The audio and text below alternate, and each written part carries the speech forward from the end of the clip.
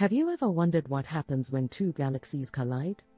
These cosmic clashes, spanning billions of years, create breathtaking fireworks in the universe, and they're not as destructive as you might think. Galactic collisions are one of the most spectacular phenomena in the cosmos.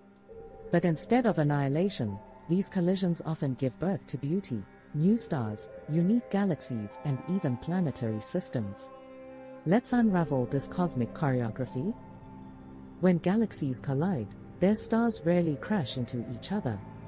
Why? Because galaxies are mostly empty space.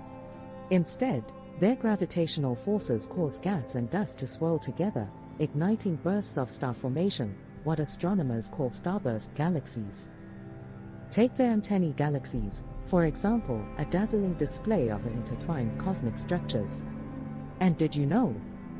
Our Milky Way is destined for a similar encounter with the Andromeda galaxy in about 4.5 billion years. What will our night sky look like then? Collisions can also awaken sleeping giants, supermassive black holes at the center of galaxies.